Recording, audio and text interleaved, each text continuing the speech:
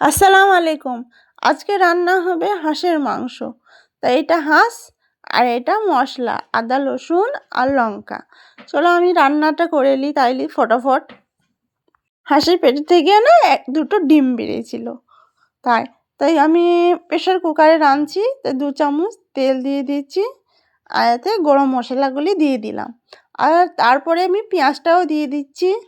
পেঁয়াজটা আমি নাড়াচাড়া করে মানে গোল্ডেন ফ্রাই হতে যতক্ষণ গোল্ডেন না ফ্রাই হবে, এই দেখেন কালারটা গোল্ডেন ফ্রাই হয়ে গেছে।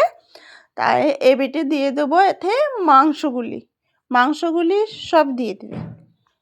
ভালো করে মাংসগুলি কষে নেবেন, মানে যাতে পানিটা না থাকে। হাঁসের মাংস দারুণ শক্ত, তার জন্যে মানে আমি প্রেসার কুকারই নিয়েছি। আর এতে সব মশলাগুলি আমি দিয়ে দেবো। হলুদ, লঙ্কা গুঁড়ি, মানে গুঁড়ো মশলা যতই আছে মানে এক এক করে আমি সব অ্যাড করে দেবো। নুন, স্বাদ অনুসার নুনও দিয়ে দিচ্ছি এতে। ভালো করে কষিয়ে নেবেন, একদম যেন পানি না থাকে। কষা একদম ভালো করে কষিয়ে নেবেন।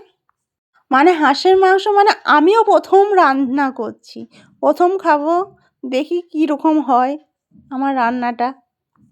হিসাবের মতন পানি দিয়ে দিবেন ওতে।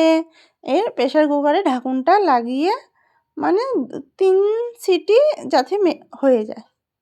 দেখো লাল লাল আমার মাংস। আবার এতে আমি ধনের পাতা আর চিকেন মশলাটা আমি অ্যাড করে দেবো এতে। মিনিট ফোটার পর একটুকু নাড়াচাড়া করে দেবো।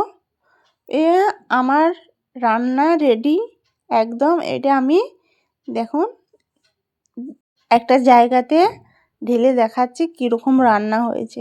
প্রথম রান্না করেছি, ভুল হলেও মানে আমাকে ক্ষমা করে দেবে। কিন্তু না, দারুণ টেস্টি হয়েছে, আমি খেয়ে দেখেছি। আর এটা 2টো ডিম দেখো। আবার দেখা হবে নেক্সট ভিডিওতে। খোদা হাফিজ।